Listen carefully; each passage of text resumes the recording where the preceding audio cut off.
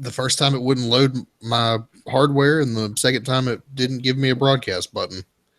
It's done that to me before, and I don't understand why it does it.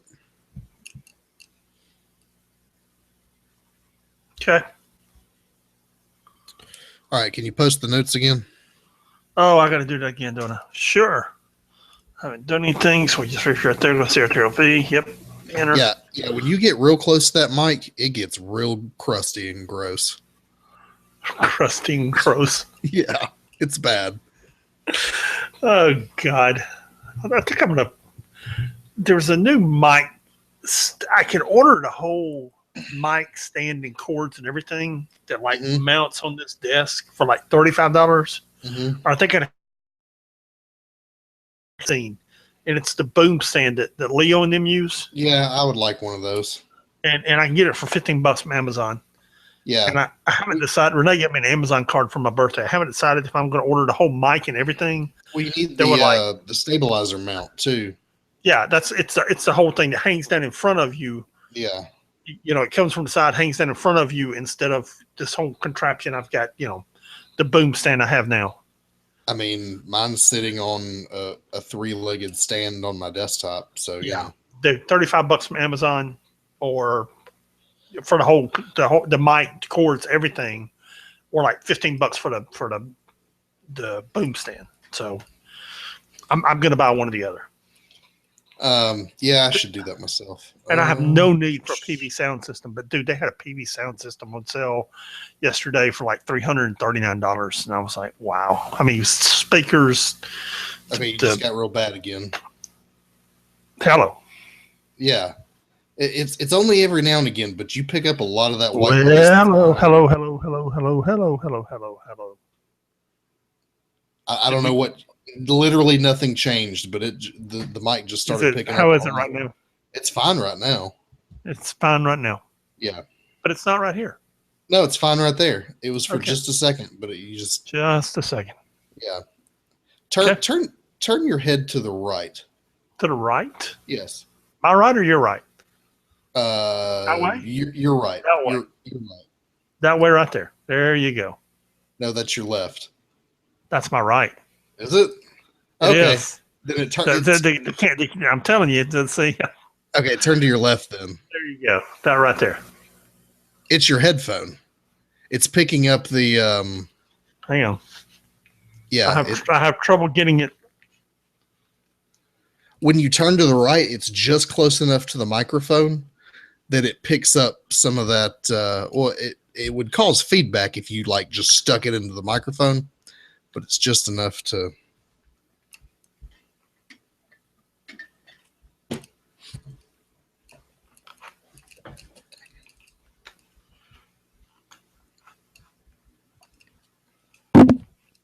Ow.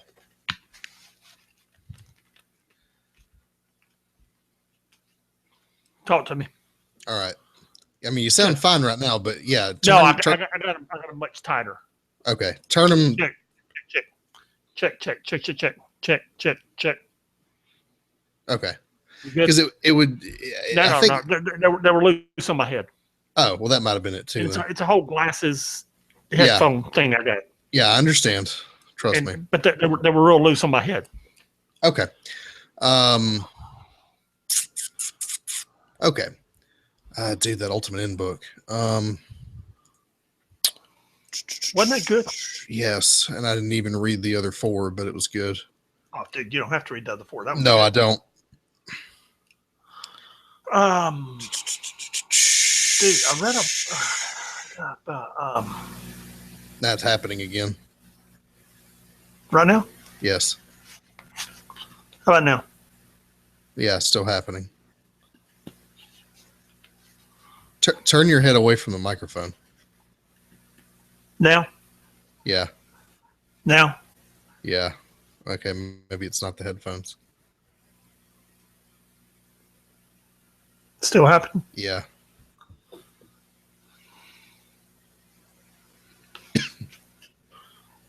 Still happening? Yes. And we're sure this is on my end? I mean, I'm hearing it from you, so yeah. Now it's okay. Well, you turned the mic off, but just before you turned the mic off, it got back to normal. Yeah, see, now it's fine. Just every now and again, it's like the mic opens up real loud and you get a ton of room noise. It's almost like it's a condenser mic.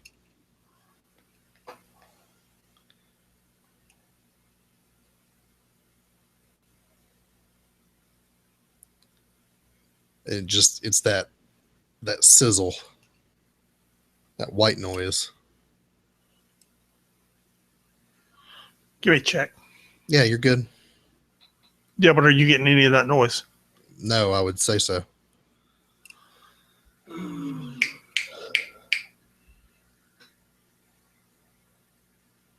Talk to me. About what? What would you like? Anything. I need to hear your volume in my headphones. Okay. Yeah. So did and we'll talk about it more during the show, but did you have wait. Did you have what's your tip for the week? How we doing now? You're fine. You've been fine the whole time. Yeah. We're good. Okay. Yeah. Did you turn your gain down some? Yeah. That's what I thought it might be. Your gain's up high and it's just picking up something in the room. It's really not that high, but I'm fooling with my headphone volume too. Okay. All right, how we doing now? You sound good. All right, let's go over it. It's a pig, it's a horse, website, email, service, that's that. Amazing Spider-Man. I'm just talking because we don't want to make sure this happens again. Yeah. X-Men, Extraordinary X-Men, 616. NFL, what was my tip for the week? Tip, dump. Tip. Yeah, the dump was more Spider-Man books. More Spider-Man books. Good Lord help us. If you looked at the Discover section, they've got the Clone Saga there now. Dude, really? Oh my God, man! I know what I want the classic books of the read is. I just gotta. There it is again. Again? You get really loud for half a second. It's like it's almost like your gain's ramping.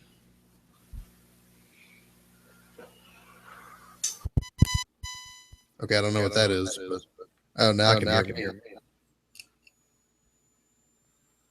That was you unplugging the headphones.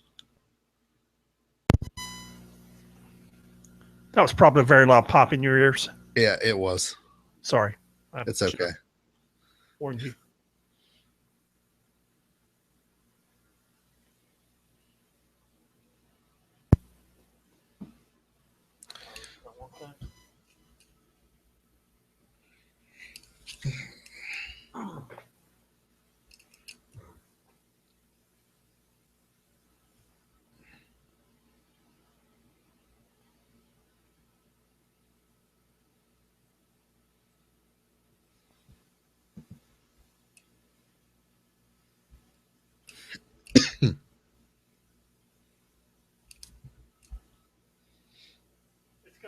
If you want to take your headphones off or something, give me a second, okay? All right.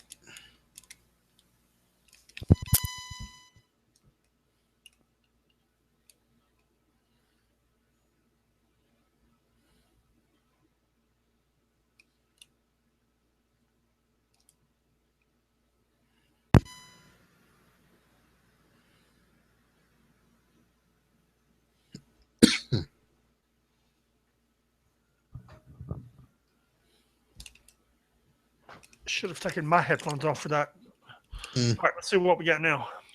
Now you sound okay. Okay. I just swapped channels and see if it would help any. Yeah. Okay. Yeah, what was your tip for the week? I'm trying to find it. Give me a moment. I got to remember where I saw it. How far? Never mind. I'll ask you on the podcast.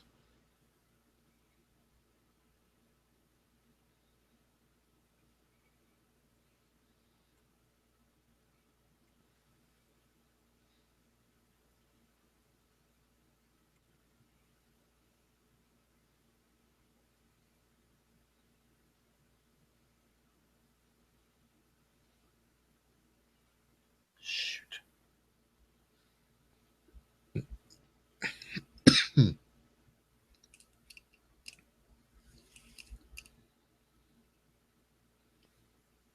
If you don't have one, I've got one. Classics. No, a tip. Well, a tip. I'm looking for the classics. There's really one I wanted, and I can't find the flipping thing. What's your tip? It's they strung together the first appearance, or the classics. They strung together the first appearance of all of Deadpool's mercenaries.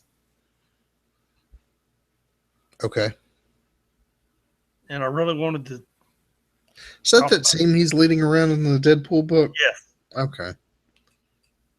Where the flip is it?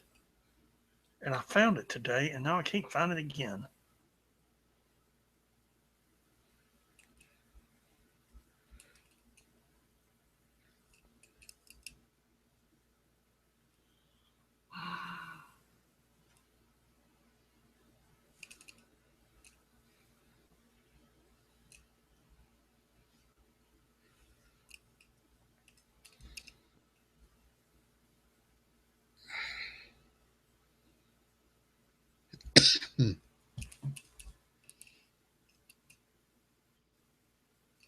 Seriously.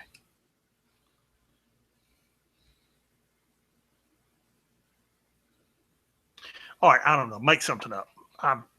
We need to go. Classic read of the week is going to be the Clone Saga. We did that last week. Was it? Or did we do something else? I don't know. All right, do it again. Classic read of the week. Clone Saga. Well, the whole thing's there this time. Okay. All right. Works for me. We don't have a tip, just classic read of the week. No, I got a tip. Okay, good. You're the man. Okay. You're my hero. I know. That's just my response to things now. It's like Han Solo. I love you. I know. There you go. It sounds confident. Yeah. All right. You ready? Yes. All right. 3, 2, 1.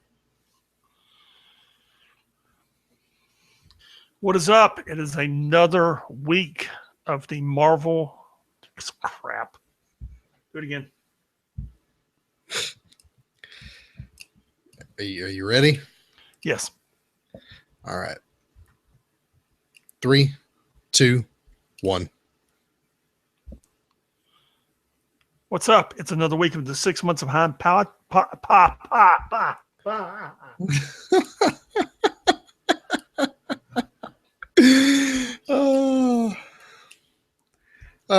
It sounds like this. I'll look in the bottom corner and say 0 viewers and thank the good Lord. Again.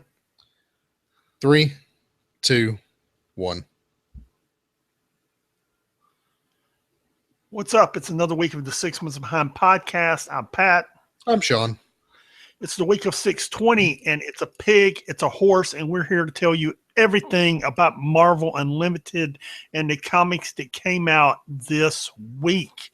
And it's a pig. It's a horse. It's a pig. It's a horse. It's a hole. There you go. It was great. It was great. The website is www.6sixmonthsbehind.com. And the email is 6monthsbehind.com. That's the number 6 months behind at gmail.com. And if you don't know what It's a Pig, It's a Horse is, we'll explain later. There you go. We had some great new comics this week. We had a very good Secret Wars book. As near as I can tell, there are 2 Secret Wars books left. This one and Secret Wars number 9.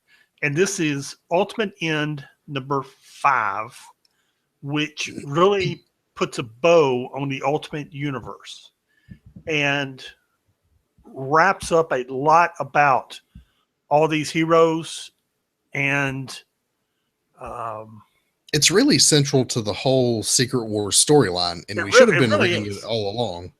It really is, because what and it's confusing, but what they essentially did is took the 616 heroes and the 1610 heroes and stuck them in New York. And if you read issue 1, and I think it may have even been in issues 2 and 3, they have a map of New York, and they show you where the Ultimate Triskelion Tower is, and they show you where Stark Tower is, and they show you where Avengers Mansion is, and they show you where everything is.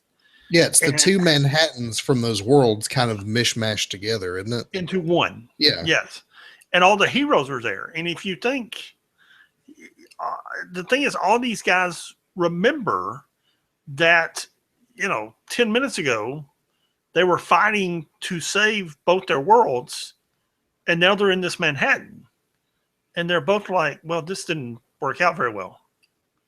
And it's really a mess because they remember everything. And from there, they of course, have a big fight at the beginning. Right, they're all fighting each other, and then Miles Morales shows up and says, "Hey guys, wait! This isn't the fight to be having." They fight in the beginning, and then they kind of go their separate ways through issues 2, 3, and 4. And then at the end of 4, they start fighting again, and then they get to the big fight where Miles Morales shows up.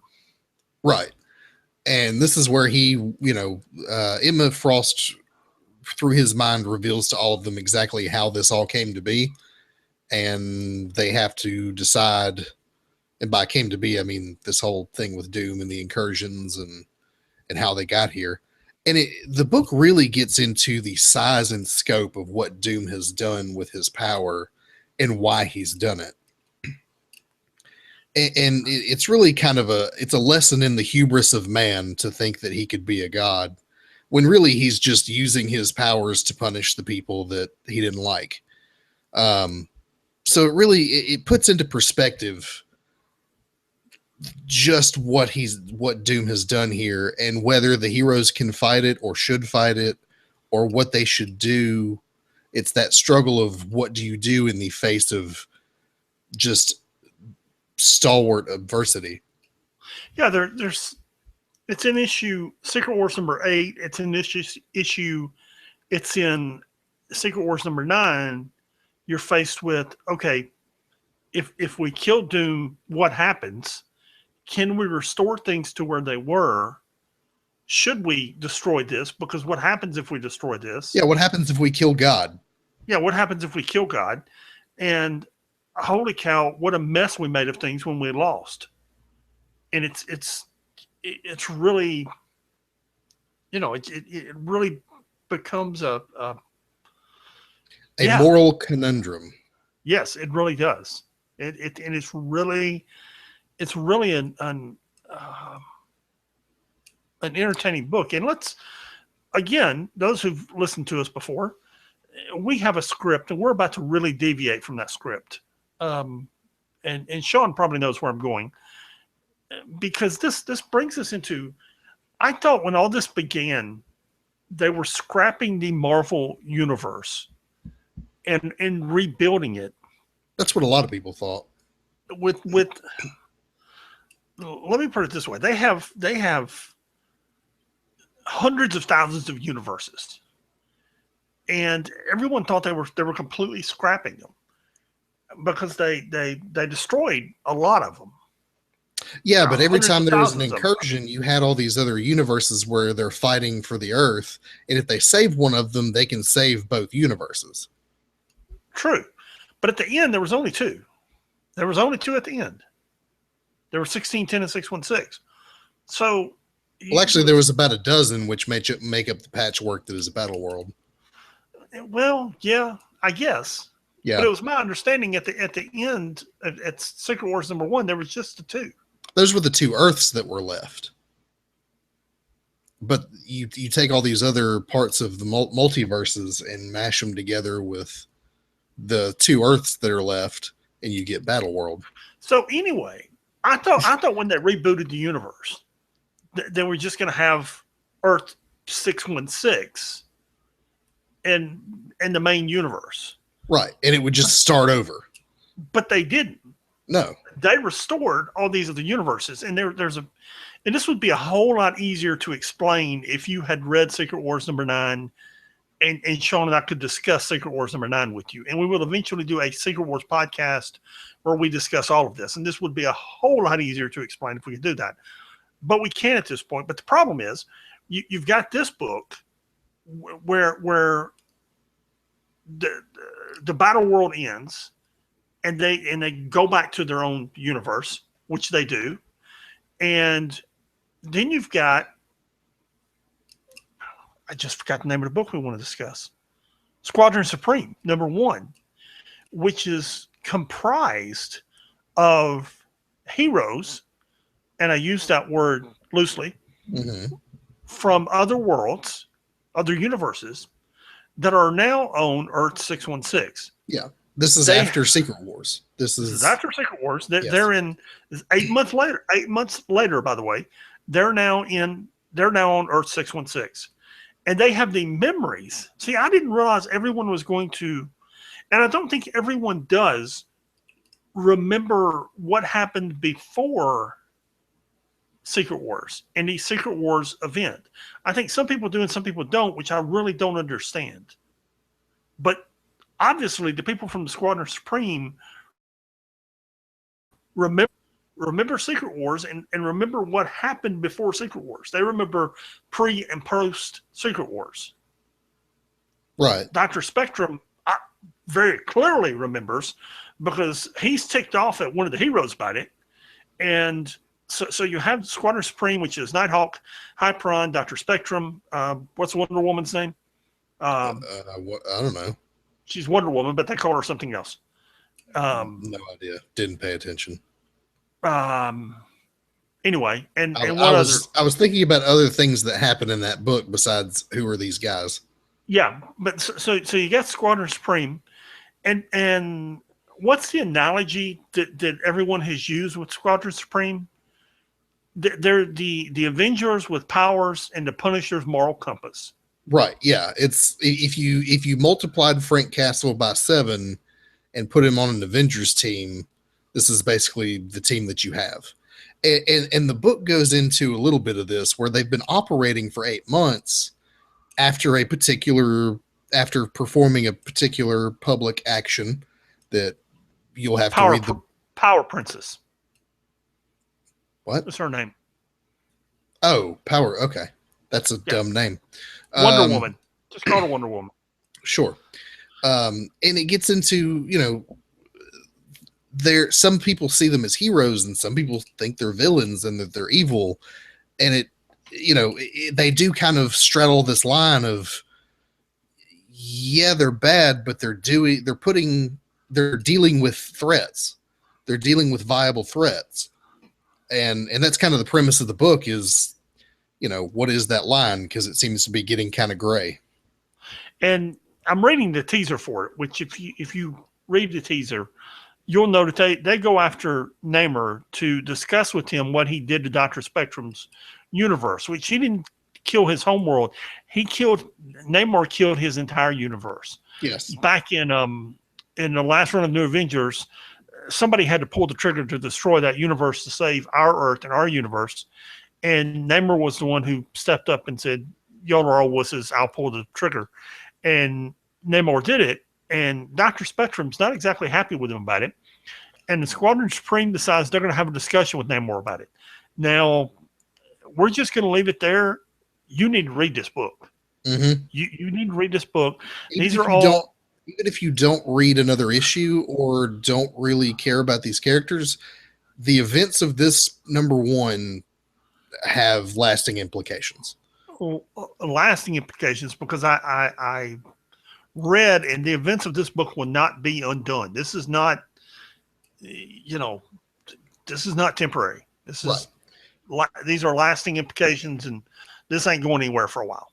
So I find it funny that Nighthawk and Squadron Supreme position themselves as these people who are willing to do the hard thing and make the hard call, when in fact that is what Namor was doing when they were fighting these incursions and destroyed Nighthawk's world. Dr. Spectrum's world. Whatever. What did I say? Nighthawks. Okay. I think Namor makes that argument with them. Yeah, he does. I don't know, man. I got nothing. Because what you have to remember, what was happening is these incursions are happening, which are the prelude to Secret Wars and the literal death of reality. And it was an us or them situation. All the other Avengers and Illuminati members are talking about it, and none of them can pull the trigger. None of them can make that that decision And to if you annihilate remember, an entire this is- universe. But Namor goes, the heck with you guys, hits the button and boom. Yeah, and this drug on over 3 or 4 issues of New Avengers. And if I were better at what we do, I would have found time to find those issues and tell you what they are. But eventually, you have the Avengers fighting their counterparts on Doctor Spectrum's world.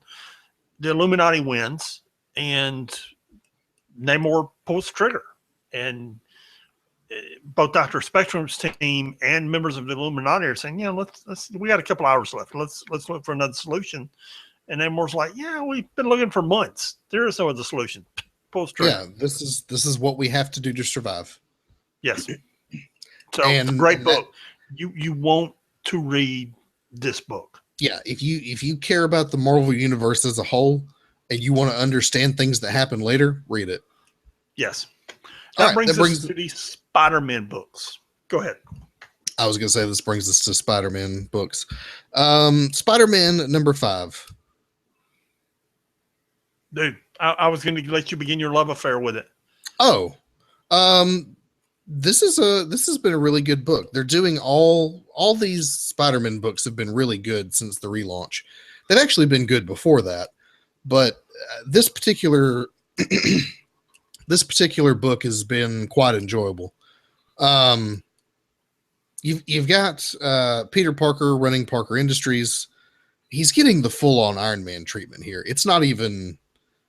I mean, this is classic Iron Man writing in a Spider-Man book. He's the head of a huge corporation. He's throwing money around like crazy. He's got all the gadgets, and I like that. I really like high-tech Spider-Man. And they're fighting. Who is it? What is the name of this terrorist Zodiac. group? The Zodiac. Yeah. And then there's this big back and forth between them, and they're stealing technology from Parker Industries, and Shield's trying to stop them. There's some interesting implications in this book about. There's a scene where they take over the London closed circuit TV system, and they use nanotechnology to do it. And Peter Parker's like, "Who authorized this? It wasn't me. This is not how we operate." And I think it was Doc Ock. Of course it was. And if everyone's going, Doc Ock is dead. No, he's not. Oh, He hasn't been dead for some time.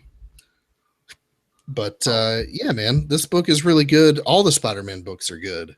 So I think we saw back in the last series, he was alive in that machine. yeah, he's in that robot. Yeah. Which they clearly show in this issue, but I have a feeling Doc Ock is the one who's planning. He's doing these subversive things in order to take down Peter Parker. I think we're going to see that later. Yeah, we are. It's just a theory. It's a theory. Silk number 2. I like this book too. I recently read the Origins of Silk, and Tell me about that. she's a science experiment. Someone was That's attempting. right. She's the one that lived in a bunker for all those years. Yeah, she lived in a bunker for like 10 years. Some mad scientist was trying to recreate the Spider-Man thing. So he irradiated a spider and kidnapped a little girl and let it bite her, and she developed spider powers, but then kept her in a bunker for 10 years or something like that. So Peter Parker frees her, and she's like Lady Spider-Man. But there's a lot of those running around, so they call her Silk. Yeah, there you go. She in this particular series, she is a double agent working for Black Cat to steal stuff while also reporting to Mockingbird for Shield. Yeah. So she's doing the double agent life. She's investigating the Goblin Nation because they're up to stuff, and overall just not getting any sleep and having a real hard time of it. It was a good read. It was a surprisingly good read. I really enjoyed the part where she's crawling through this ventilation shaft and just inner monologuing to herself. And it's like this John Bender Breakfast Club style inner monologue, and she just falls through the ventilation shaft while she's talking to herself. Yeah, it was entertaining. It was a good book. I'll continue reading the series. Web Warriors #2. It's a pig. It's a horse. Every now and then somebody who wrote this. I don't know. Mike Costa. I send you notes on these things, man. Do you not read the notes I send you? We go through this every week. No, I do Mike read the Costa. notes. I don't Well, pay you should attention. have them in front of you. You don't pay attention to them. Thank you. Mike Costa. I've never heard of him. I haven't either, but he's really funny. Apparently, it's a pig. It's a horse. You got to read it. You just got to read it. So basically, Max Dillon has been really busy, and if you know, Max Dillon is Electro. So, and this is also like a Spider-Gwen #2 book. Like Spider-Gwen's all up in this. If you like Spider-Gwen, this is a book to read. But Electro has been assembling teams of other Electros from other universes and is, he's just got this group of Electros running around. And it's funny because the particular one that we're introduced to, the one that we're familiar with, he starts this whole idea of being able to jump through the time stream and through the universes and do villainous things like rob banks and whatever it is he's doing. But he's not good at it. Or at least he's very middling compared to the other Electros in the universe. He's eventually not the smartest one of the bunch. No, the smartest one of the bunch rises to the top and ends up really turning this whole operation into a thing. And, the Electro that we all know and love is stuck on guard duty, even though this was his venture. And they call the leader Suit and Tie Electro. And I think that's really funny because he's just Electro wearing a suit and tie where, it's a universe where Electro got his powers, but used it for good and created a huge business and created flying cars and electric planes and stuff. But that guy should be running the Red Hood's team in that Illuminati book. Well, the Red Hood should be doing it. Someone should just be writing him better. No, that's what I'm saying is like that guy's got organizational skills. Yeah. Okay, Extraordinary X-Men #4, which is our only X book of the week. What do you think of this? Tell me about it. I thought it was a great book. I think Storm is doing I think Jeff Lemire is doing a great job of writing these characters. I think Storm is doing a wonderful job of leading this team. I think they finally got all the characters on the same page. This is issue 4. And you finally have all the characters in one place. You got Jean Grey there. You got Old Man Logan there. They're all in limbo fighting the same person, which is the demons that are there in limbo, and they're fighting Sinister. And, of course, Sinister's up to devious things. Yeah, Mr. Sinister showed up, last issue? And he's... Last issue, toward the tail end of last issue. You have a good reveal at the tail end of this issue. Yeah, proving how sinister Mr. Sinister really is. Yeah, it's a very good read. Umberto Romas is doing a great job with the art. That cover, which he also drew, that wasn't someone else did the cover. Romas did the art also. Was just spectacular, just wonderful art. I think you and I discussed on the phone the other day how magnificent that cover is, and really good art. Good interaction between Old Man Logan, a very young Jean Grey, and the rest of the team. Because she's the only one of the young X-Men that's there. Old Man Logan is obviously time displaced between a very distant future, and then you've got the rest of the X-Men. So it makes for this interesting interchange, between a very young Jean Grey, a very old Logan, and then the middle-aged X-Men. So it makes, I guess they're not middle-aged, but you know what I'm saying. Yeah, the average age. Current timeline X-Men, yeah. So it makes for a good interchange between all of them. It's a very good book. Very good book. Yeah, and I really like Storm leading the X-Men, which is, it's not her first time leading the X-Men. No. I always like it when she does. I think she's a far more capable leader than Scott Summers ever was. Well, she's not crazy. That's true too. She's not completely crazy. She's gone through some stuff in her time, but she's at least She's got got a a little level. claustrophobia here and there. But Sure, dude, but she's she's level headed. she's not psychotic. Right. Yeah. Let's see, and then we get into Daredevil number 2. That's a great book, man. That's a out of all these all new books, you got the Vision. By far, it's my favorite X-Men book. And you got the Vision. I'm trying to think of all the books that are out there. This is definitely in the top 10, maybe in the top 5. This is a really good book. It's a really good book. Right. Daredevil number 2. Daredevil number 2 this book was kind of slow in issue 1. Yeah. And it's definitely picking up steam in issue 2. They've created a new villain called Ten Fingers, and you obviously don't know anything about him, and they're developing his character. And in this issue, you find out he stole his powers, and they're also developing a new hero. What is that guy's name? That guy's name is little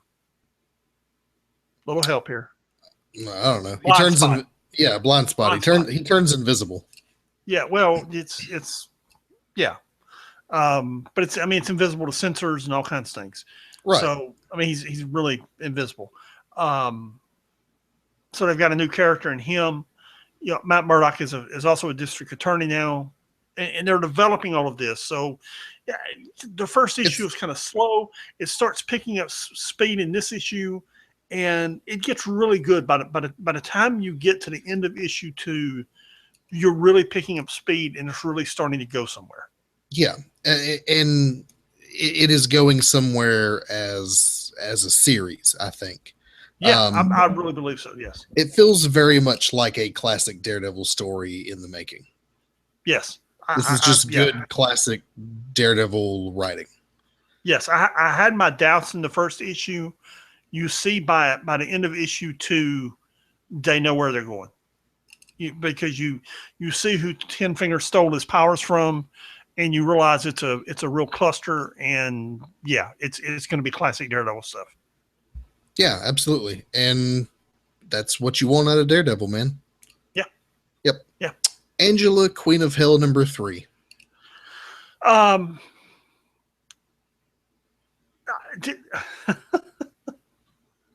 First off, we've discussed it several times. So let's just say, it just occurred to me. I'm reading.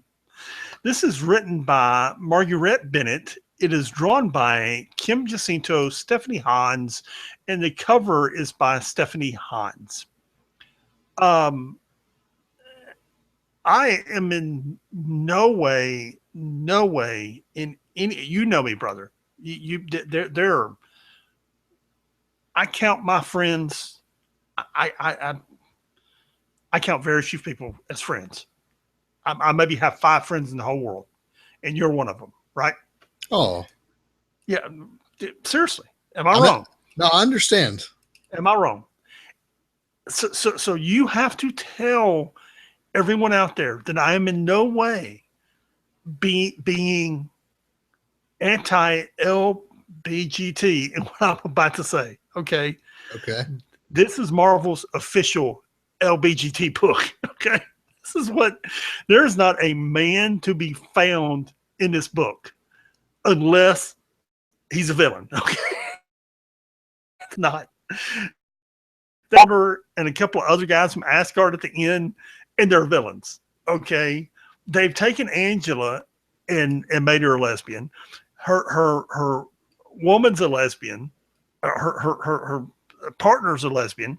One of the women that she shows up to fight is upset that she's not in the bikini anymore, that she's wearing the big cloak and armor that she's wearing now. It's just, and I'm laughing because it's funny. I mean, it's almost comical. it's beautiful art, and beautiful if you're a teenage boy and you want to look at that, it's beautiful. um Beautiful, and it's great artwork, and we discussed this with issues one and two, dude. That is great artwork. Okay, that is really good art, and it's a really good story, and Angela's having to find her way through through hell to free her lover. I'm trying to see who her name is, Sarah, to try and free Sarah. And the funny thing is, there's a twist at the end because she completes the second quest, and it wasn't what she thought it was. So it's actually a pretty good read, man. It really is. But I'm telling you, it's Marvel's official LBGT book, man, because there's not a dude in this thing that's not a villain that doesn't wind up getting his butt kicked. It's kind of funny. It is funny. It really is. It's a very entertaining read. And dude, that artwork's great. Holy cow! It's just. And I've said this a couple of times. Let's go back to Daredevil for a moment. Did you read Daredevil? Yeah. I don't like the coloring in that book. Really? I do. Yeah, I think they're too soft. They're almost pastels. They're like, it's like they're too soft. But you get to this Angela book, and those colors really pop. I mean, they're bright, beautiful colors. And it's like Alex Ross works. His works. His paintings always really pop with that. He's always got this beautiful way that his paintings pop, that his colors pop off the page. Right. He used really bright colors in his usage of light. And in this Angela book, it's kind of dark colors, but they're offset with beautiful reds and yellows and blues and greens. So it's a really beautiful book. I mean, they do a great job of coloring the book. So even though it's a dark book, because it's set in hell, even though it's a dark book, it's a really colorful book, and they use this great job of color to bring the book to life, man. It's a gorgeous book. Cool. If you like good art, it's a good book to be reading. It's a great book to be reading. It really is. Yep. Deadpool #4. And speaking of colors, yes. Speaking of colors, how many colors has he got on the cover? One of the guys is complaining because he winds up in a pastel color. 1, 2, 3, 4, 5, 6, 7. Anyway, he finds out somebody's impersonating him. So from issue 1, where they all had to wear red, now they all have to wear the Deadpool costume in different colors. This whole issue just made me think of like a really twisted Power Rangers. Did you read it? Yeah. What do you think of it? It was okay. It was all right. Okay, come on. It didn't make you laugh.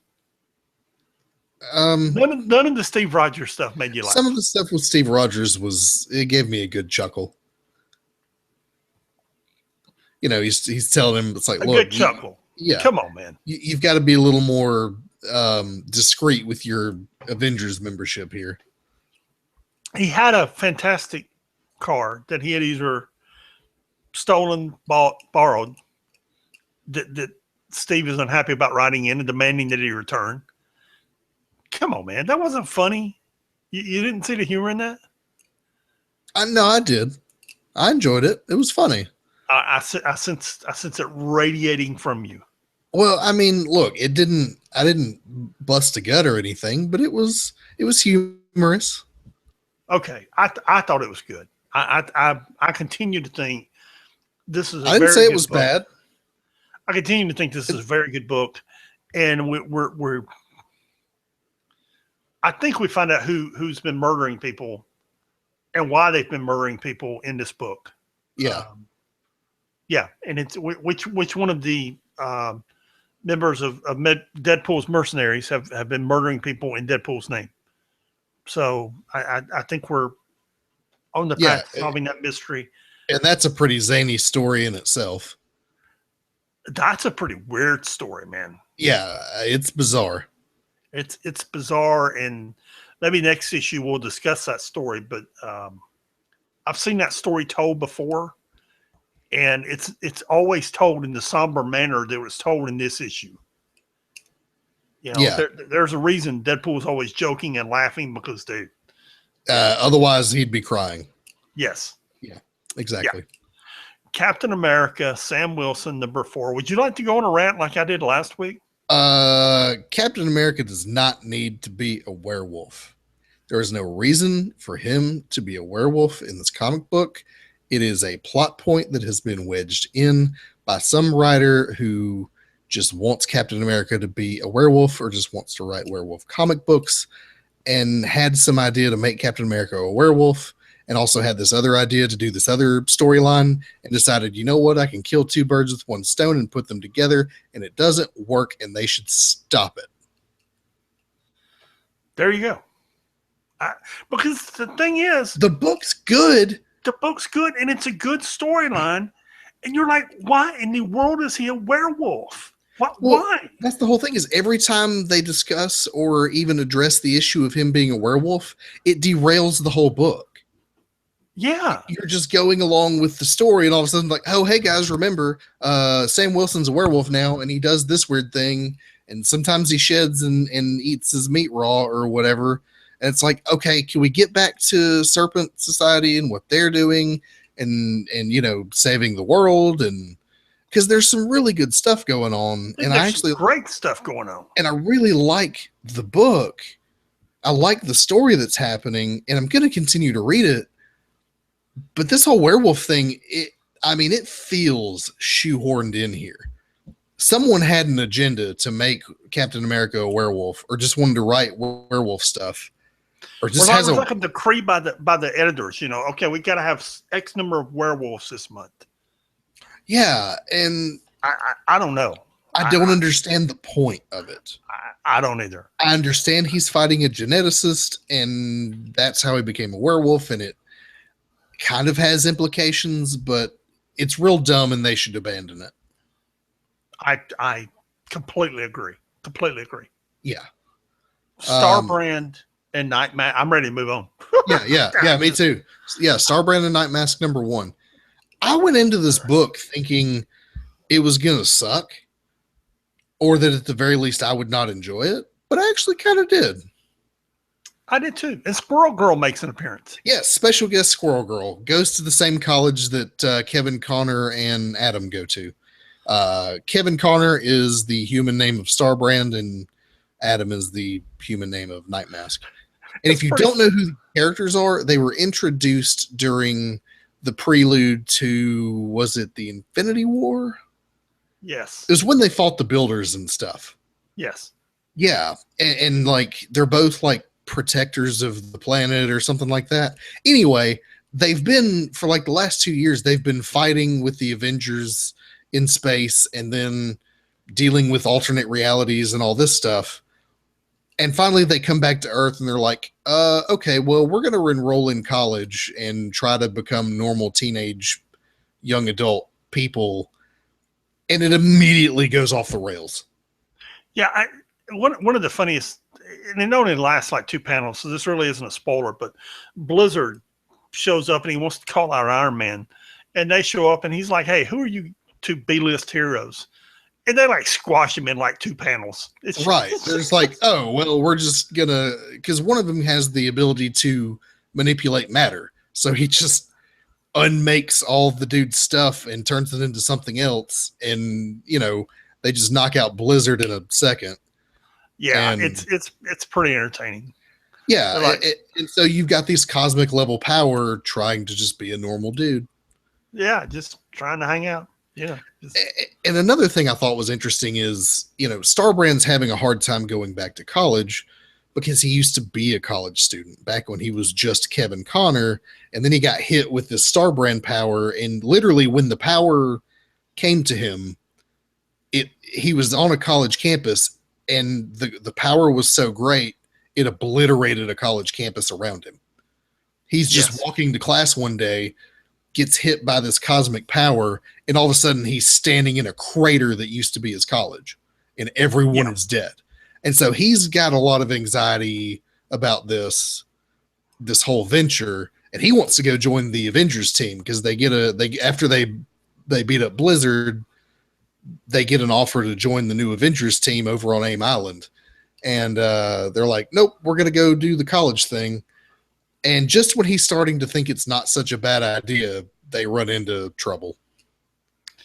Yeah, it's amazing how those supervillains just kind of show up right where they are. Yeah, isn't it? Yeah, amazing how that happens. Yeah, I wonder where that's going to. Weird World #1, which is not written by Jason Aaron, is written by Sam Humphries. Yeah, Jason Aaron did the Battle World. He did the limited series that was Battle World. Yes. However, Sam Humphries is doing a good job with this. Dude, I love this book. It is fantasy on steroids. If you're a fan of Dungeons and Dragons, Adventure Time, J.R.R. Tolkien, George R.R. Martin, it is totally for you. It is also canceled. Wow. Read Wikipedia before before the show started, did you? Not really, but even if I did not know that it was canceled, I could tell you it was going to get canceled. People don't buy these kind of books, man. I love them, and there are other people out there that love them, dude, but they don't sell. I was looking at December sales. This thing sold 7,000 copies, man.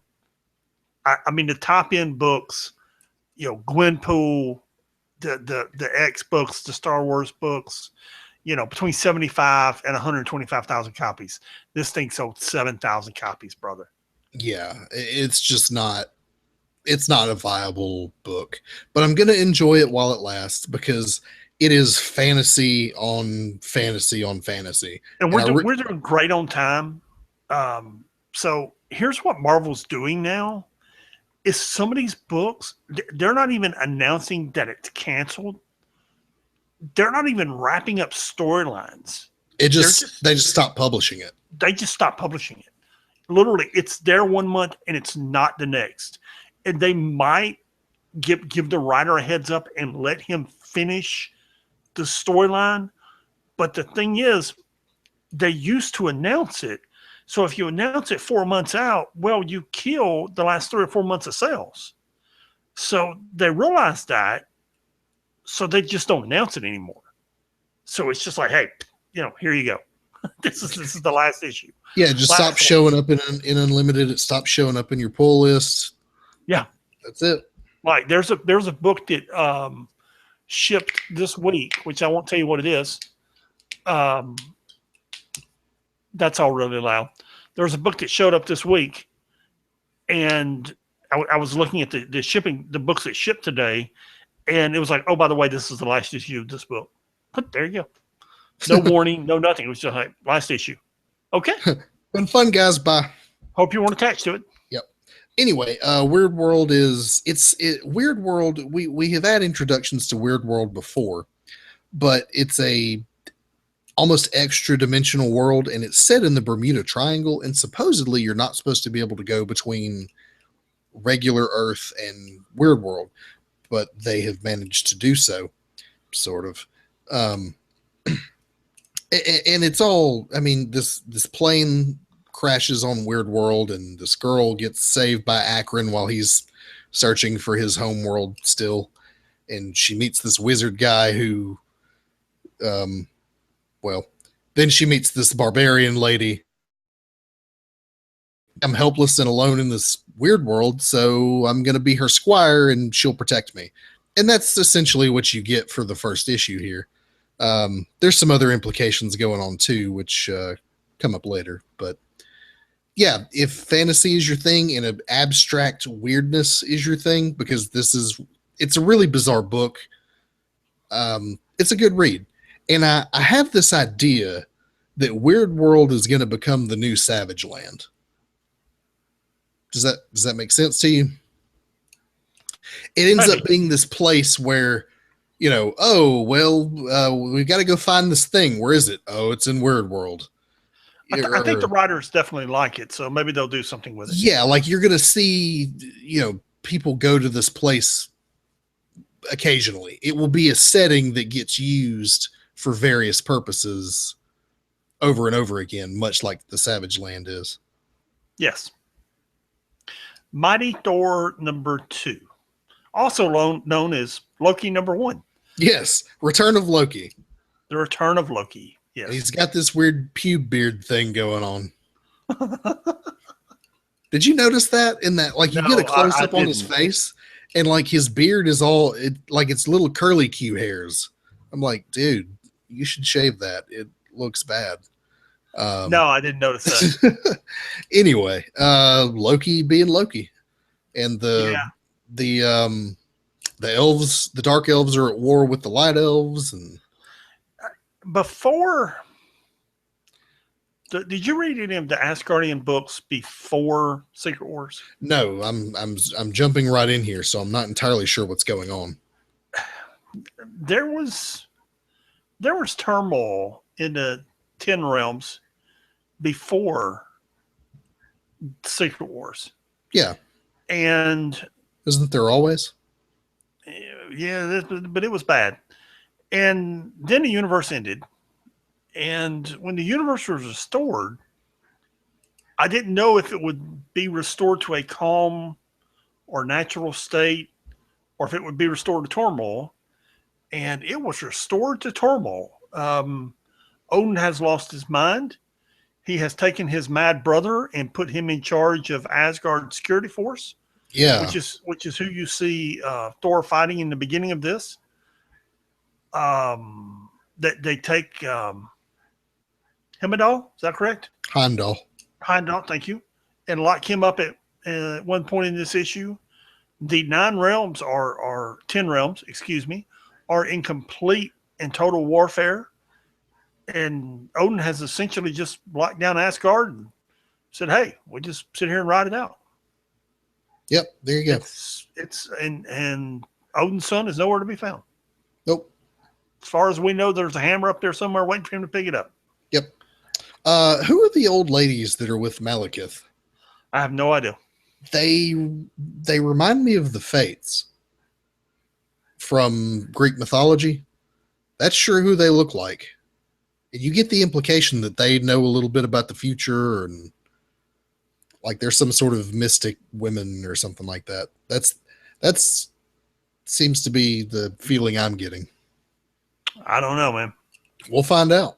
Well, we will find out. And this is if you want to, if you're into Asgardian tales, this is good. Yeah, it's written. This is written by Jason Aaron, and I was just double checking that because that's what I was going to say, and he is doing a magnificent job with it. To me, Jason Aaron can do no wrong. I don't think I've ever read anything from him that I haven't liked. Yeah, and that's high praise coming from me. There Miss you go. Marvel #2. What'd you think of this? It's good. It's not great. Uncanny. That X-Men book we discussed earlier is great. The Uncanny Inhumans is very good. This is good. I mean, it's not, Yeah, it's somewhere in the middle of the read It's- pile it's like- for me. it's on a 5-star system, it's probably 3. Yeah, I would mean, would I pay cash for it? No. Will I read it? Yes. Yeah, I mean, will you read it in good. unlimited? Sure. Sure. That they introduce a good villain at the end of this whole plot line of what's happening to her city, actually goes somewhere toward the end of it. Yeah. Instead of all the teenage drama, they kind of introduce a villain and start taking it somewhere. Which toward the end of 2 issues, I'm kind of getting tired of the teenage drama. So they actually start taking it somewhere. We've discussed this before. This is not my style of art. And again, these are colors that are kind of pastel and not bright, like we were talking about earlier. Mhm. You like bright, shiny things. I understand. I do. I really don't. You know what? The next book we're going to talk about, the Uncanny Inhumans, bright, shiny colors that really pop off the page. That's not what this Miss Marvel book is. No, it's a little I more don't- muted. I don't know how to describe the difference between these two other than how I'm doing it. It's really much softer colors. Right. But to me, this Miss Marvel book is, I don't know, it's thought provoking, and it gives credence to these current relevant stories that are told in this guise of street level superheroing. And I will say this: it is nice to see. I'm struggling to find the words. Marvel spread out beyond. Um, it's nice to see people of other race and cultures in a comic book. Yeah, that's kind of what Beyond I'm. being stereotyped. It's nice to see a woman or women in a burqa in a book. It's nice to see people going to a mosque in a book. It's nice to see people of different faiths in a book. It's nice to see these things in a comic book rather than just everybody being white or black and Judo Christian. Right. I mean, you've got a lot of diversity in this book, just like with that in that Angela book too. But Kamala Khan is a Muslim and routinely encounters Muslim culture. And to be honest, I'm learning a little bit about it. And I don't know, I feel like it breaks down that barrier between cultures that way when in stuff like this.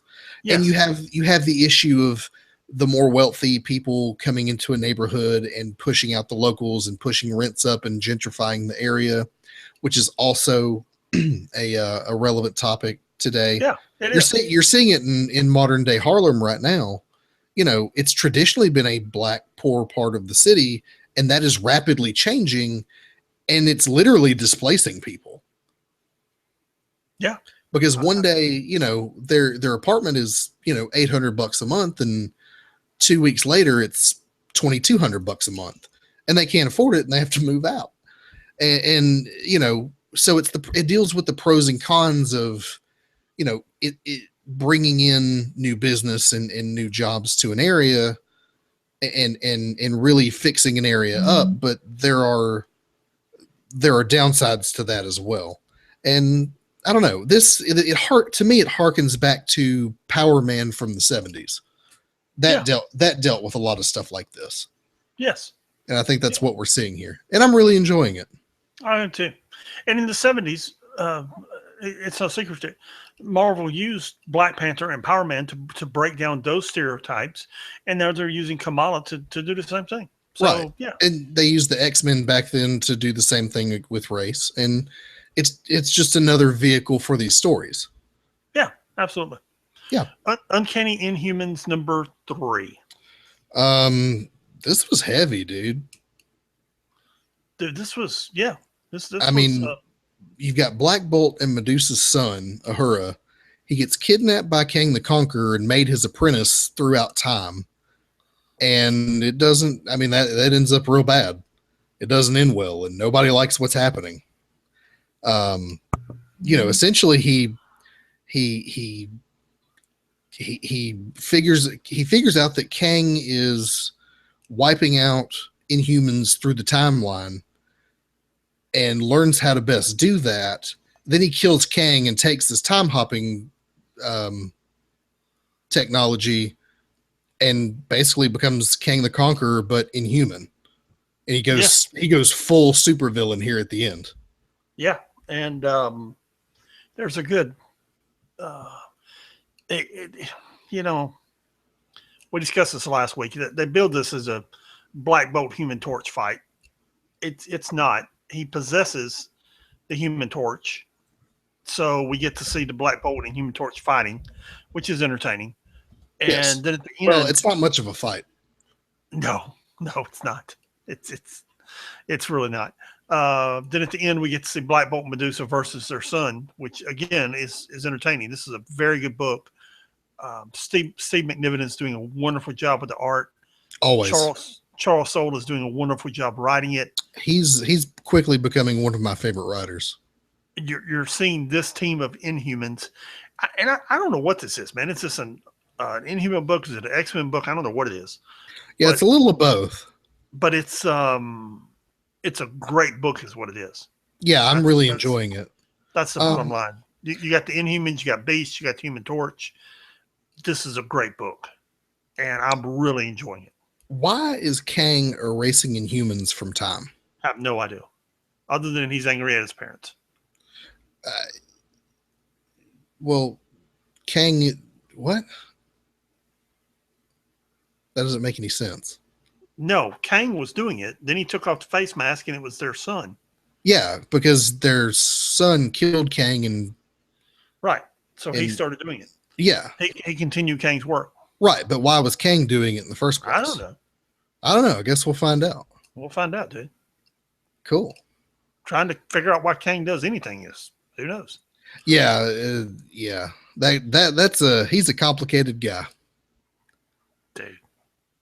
Trying to figure out why, dude. He and Immortus time jump so much that you can't figure that one out. Yeah, you can't keep him straight. Unbeatable Squirrel Girl #3. These last two books were actually on my reading list, and I didn't make it to them. And you can bet your last dollar I want to read Darth Vader #14. I just haven't had time yet. I understand. Take us home, brother. I flipped through Unbeatable Squirrel Girl and read a little bit of it. It's okay. I mean, as you and I discussed the other day, this book is not aimed at us. This is not the capes and cowls book you want. What it is a very funny book involving the shenanigans of Squirrel Girl. And in this one, she's dealing with Doctor Doom in the 60s. Because remember, she's still stuck in the 60s. So she puts together a group of people who were also displaced out of time. And they become the, what was the group they call themselves? I forget. But she's got this group of people she's running around with from different time streams. And she's dealing with Doctor Doom, who's being very Doctor Doomy from the 60s. You know, it's funny stuff. It's very lighthearted. It is not at all a superhero book. If you like Squirrel Girl, remember Squirrel Girl beat up Doctor Doom at one point. And she took on Galactus at one point. Yes. So if you like Squirrel Girl, if you want something lighthearted and funny, read this book. Is Darth Vader #14 lighthearted and funny? No, it is not. It is quite the opposite. It's not at all funny. It is a continuation of the current Darth Vader story. He gets wrecked on a rebel planet, and all the rebels are coming after him because he's by himself.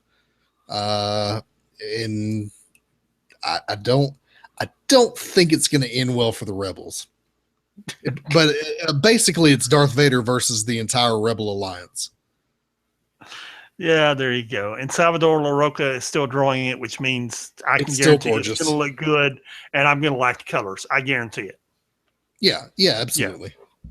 And the only miscellaneous book we have is a prelude to Captain America, which neither one of us looked at, but it looks like it's going to be very entertaining, which just leads into the movie. It's a movie prequel. In the dump this week, I just... More Clone Wars saga books. I don't even know. And God help us, they announced last week that we're going to get another Clone Wars saga in a few months. The Clone Conspiracy. And I'm speechless. I mean, the first two were so bad, and they're giving us more, and I don't know why. Look, Dan Slott says he can do it. He can make it better. So I trust Dan Slott. You know, but it's like... See, the thing is, you and many other people who were adults reading comics in the 90s really hate that Clone Wars saga. And I'll admit it's not good. But there's also a contingent of people like me who, even though it's not good, really enjoyed it because they were discovering Spider-Man for the first time. Better. You were young and stupid and didn't know better. Yes, but it's nostalgia. And they're what they're going to do. Think of a good analogy. What Dan Slott is going to do here in this next the Clone Conspiracy thing that's being written up right now. He's going to take that nostalgia from the 90s Spider-Man and do a new story with those characters in that set dressing, and it's going to be good. If you take a fresh cow turd and paint it and decorate it and put flowers on it and do all kinds of things to it, when you get done, you still got a fresh cow turd. The Clone Saga is a cow turd. I don't think it's as bad as you say it is. It is. Okay. Well, we'll agree to disagree on that. Okay. I'll agree with you that it's not well written, but I don't think it's that bad. It's bad. Yeah. It's bad, man. Let me ask you this. Yeah. For all those years, who was Spider-Man? Ben Riley or Peter Parker? Peter Parker. You sure? Oh no, I'm not. I'm not You need to sure. go back and read the Clone Wars because you ain't sure. No, that was the whole point of the Clone Wars. Is no one was sure. But there Peter, you go. Peter Parker came out That's on the other. Peter Parker came out on the other end, so therefore it was So Peter Parker. Parker the clone or is Ben Riley the clone? Ben Riley's and the which clone. one? Which one's the real Peter? Which one's the real Spider-Man? And which one did Aunt May raise? Peter Parker. Are you sure? Yes, because it's been reestablished in the Spider-Man lore. So they had to go back and fix what they screwed up with that cow turd. Yeah. Okay, my point's made. Okay. Book of the week. Mine is going to go to Ultimate Ends number 5. That was a great book, man. That's the thing is just the it really put that whole, because Secret Wars has been really convoluted and messy, and it really just put it all in one construct for me and made you really see just the villainy of Doctor Doom. I'm going to go with Squadron Supreme number 1. I almost picked that. I wasn't expecting it. I thought I would enjoy that book. I expected that book to come in at like a 3, and that thing came in at like a 6, man. I mean, it's just from the art to the writing to what the characters did in the book to what they created with a plot and a story. I think it was off the chain, man. That book was good. Yeah, both those two are definitely the big standouts from this week. I don't know if they can keep the momentum going with the next issue, but by golly, they created the number 1. Sure did. What is our classic read this week? Oh, you picked it. We've already talked about it. Go ahead. The classic read this week is the Clone Wars saga. You might have noticed in your Discover tab that they now have all those books put in a nice little reading order. You can read it from the first issue on to the end. It goes on for a while. Good God. And while you think it's bad, and I agree that it's not great, it is still a classic story arc from Spider-Man lore.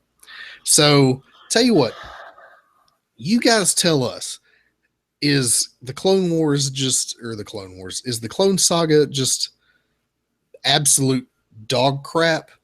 Or is it just okay? Or do you actually really like it? You guys tell us. Email us at 6monthsbehind@gmail.com. There you go. I was trying to see what's coming next week. I believe there's an Ant-Man book coming. There is a Old Man Logan book coming. There's not a lot coming because we are synced up with Christmas and New Year's. Right. So you had that that little publishing break there. So next week we can expect probably not a ton of books. Yes. There's a few coming, but you got a lot this week and a few, or a lot last week, a few this week, and next week is going to be the week between Christmas and New Year's. We'll get a few, but I wouldn't look for a lot. Right. Okay. Well, that about wraps it up for this week. Pat, do you have any wisdom for our listeners? I don't. If you dress it up, it's still a cow pie. All right. Like I said a minute ago, you can email us at 6monthsbehind@gmail.com. That's the number 6monthsbehind@gmail.com. Pat, what's the website? www.6monthsbehind.com. Fantastic. We will see you guys next week. Peace.